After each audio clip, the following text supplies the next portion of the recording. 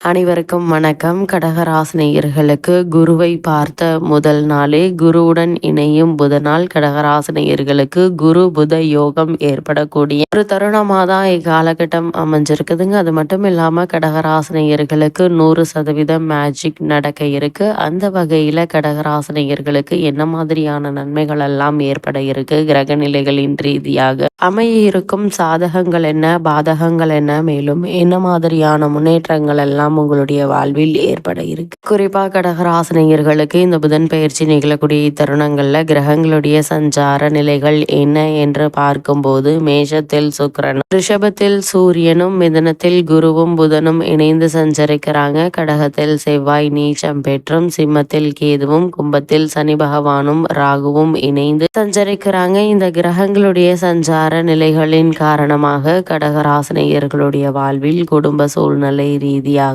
உத்தியோகம், தொழில், வியாபாரம், கலைத்துறை, அரசியல் துறை, மாணவ மாணவிகள், விவசாய துறையினர், பெண்மணிகள் என அனைவருக்குமே என்ன மாதிரியான நன்மைகள் எல்லாம் உங்களுடைய வாழ்வில் ஏற்பட இருக்கு என்பது குறித்தான முழுமையான பதிவை தான் இந்த வீடியோல நம்ம விரிவா பார்க்க போகிறோம். அதற்கு முன்னாடி புதன் பகவானை பற்றி சற்று விரிவாக தெரிந்து கொள்வோம். அந்த வகையில புதனுடைய தோற்றம் பற்றிய முன்கதை சுருக்கத்தை ஏற்கனவே சந்திரன் வாழ்க்கையில் நாம் அறிந்திருக்கோம். அது மட்டுமில்லாமல் சந்திரனுக்கும் தாராதேவிக்கும் பிறந்தவர் தான் புதன். குருவினுடைய மனைவியுடன் இக்குழந்தை வளர விரும்பாத குரு சந்திரனிடம் அக்குழந்தையை ஒப்படைத்தார். சந்திரனும் அக்குழந்தையை தன் 27 மனைவிகளிடம் ஒப்படைக்க அவர்களில் ரோகிணி மற்றும் கார்த்திகை மட்டுமே அதிக அன்புடன் வளர்க்க மற்ற மனைவிகளாலும் தட்ச பிரஜாபதியாலும் சந்திரன் அடைந்த சாபங்களும் சிவபெருமானால் சந்திரன் மோட்சமும் அடைந்தார். ரோகிணி கார்த்திகை இருவரும் புதனை அன்புடன் வளர்க்க ரோகிணியிடம் மட்டும் புதன் அதிக அன்பு கொண்டார். காலங்கள் கடந்தோடின. குழந்தையாக இருந்த புதன் வளர்ந்து வாலிபர் ஆனார். வாலிப பருவத்தை அடைந்த புதன் தன் பிறப்பை பற்றி அறிந்ததும் தந்தையை வெறுத்தார். தந்தையினால் இதுவரை அனுபவித்த ஆதரவை வெறுத்து இருபடுத்தை விட்டு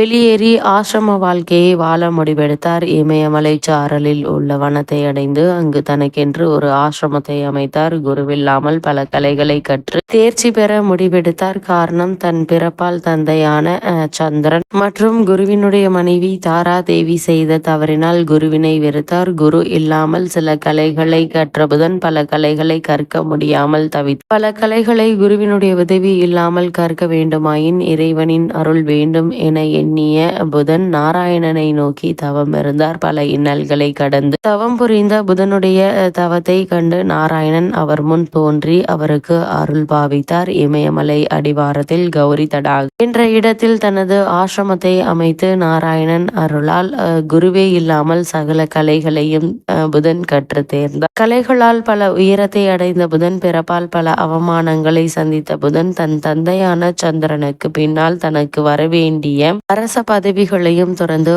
ஆசிரம வாழ்க்கையை மேற்கொண்டார்.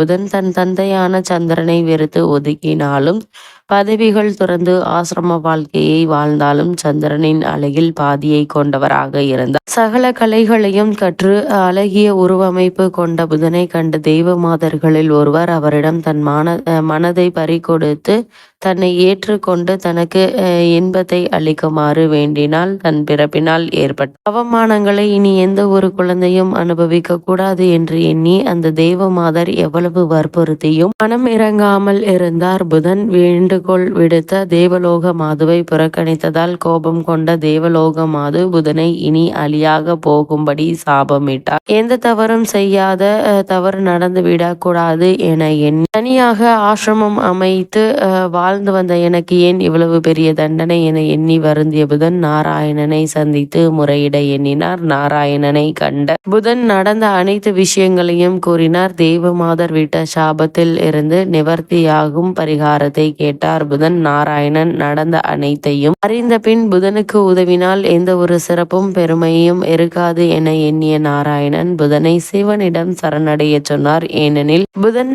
நாராயணனுடைய அம்சமாவார். தன் அம்சத்திற்கு தானே உதவுவது சிறப்பல்ல என எண்ணினார். நாராயணன் கூறிய அறிவுரைப்படி புதன் சிவபெருமானை காண விரைந்தார். சிவபெருமானை கண்டதும் வணங்கி தனக்கு ஏற்பட்ட நிலையை கூறி தனக்கு விமோச்சனம் அளிக்குமாறு பணிவுடன் கேட்டார். சிவபெருமான் புதன் விஷ்ணுவின் அம்சம் என்பதையும் புதனின் பிறப்பின் அவசியத்தையும் உணர்ந்து அவருக்கு சாப விமோச்சனம் வழங்கினார். இவ்வளவு மேன்மைகளை கொண்ட புதன் பகவானை பொறுத்தவரைக்கும் அவரை வித்தைக்காரகன், வித்யாக்காரகன், மாதுளக்காரகன் என்று சொல்வார்கள். அது மட்டுமில்லாமல் பொன் கிடைத்தாலும் புதன் கிடைக்காது என்று சொல்வார்கள். அதாவது இந்த இடத்தில் பொன் என்பது செல்வத்திற்கான அதிபதி குருவை குறிக்கும். ஜாதகத்தில் குருவினுடைய பலம் இருப்பதை விட புதன் பலமாக இருக்க வேண்டும் என்பதை சூட்சமமாக குறிப்பிட்டுள்ளனர். கல்வி, கலை, வித்தைகளுக்கு அதிபதி புதன் கிரகம். எந்த ஒரு விஷயத்தையும் கண்ணால் பார்த்தவுடன் அதை கையால் செய்வதற்கு புதனுடைய அனுகிரகம் வேண்டும். கற்றவர்களுக்கு சென்ற இடமெல்லாம் சிறப்பு. நன்கு படித்தவர்கள் கை நிறைய சம்பளம் வாங்குவதை கண்கூடாக பார்க்கிறோம். நம் வாழ்க்கைக்கு அடிப்படையான கல்வி செல்வத்தை வழங்குபவர் புதன் பகவான்.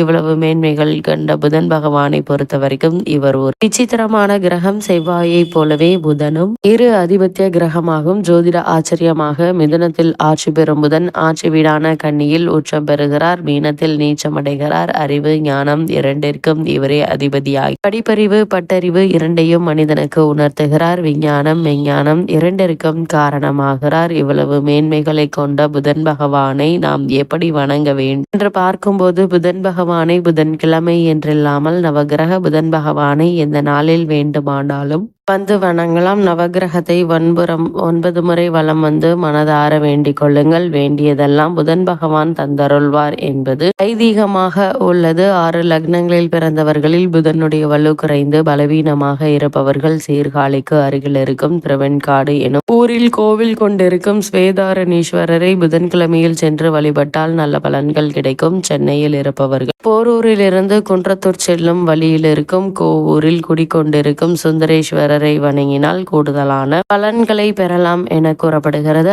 அந்த வகையில கடகராசினியர்களுக்கு புதன் பகவானுடைய இந்த பெயர்ச்சியின் காரணமாக என்ன மாதிரியான நன்மைகள் எல்லாம் உங்களுடைய வாழ்வில் ஏற்பட இருக்கு என்று பார்க்கும்போது கடகராசிக்கு பெரும்பாலான கிரகங்கள் அனுகூலமற்றுதான் இருக்கின்றன. இருந்தாலும் கூட தன குடும்ப ராசிக்கு உரிய சூரியன் 10ஆம் இடத்தில் இருப்பதும் புதன் அவரோடு இணைந்து இருப்பதும் ஓரளவு நற்பலன்களை தரும் கிரக சஞ்சாரமா அமைஞ்சிருக்குதுங்க. வருகின்ற துன்பங்களை தடுக்கின்ற ஆற்றலை தருவாருங்க. அது மட்டும் இல்லாம இந்த சேர்க்கை தரும் ஆத்ம பலத்தை பயன்படுத்தி கொண்டால் துன்பங்களினுடைய அளவை குறைத்து கொள்ள முடியும் என்பதை கிரக நிலைகள் மீண்டும் மீண்டும் அறிவுறுத்துது. அது மட்டும் இல்லாம பொருளாதார நிலை பெரும் சிக்கலை தராது. தேவையான அளவுக்கு பணம் வந்துவிடுங்க. வெளிநாட்டு தொடர்பு, வேலை விஷயங்கள் சாதகமாக இருக்கக்கூடிய ஒரு தருணமாக தான் இக்காலகட்டம் அமைஞ்சிருக்குதுங்க. அது மட்டும் இல்லாம பல கிரகங்கள் கடக ராசிக்கு சாதகம் இன்றி இருக்கின்றன. அஷ்டமத்தில்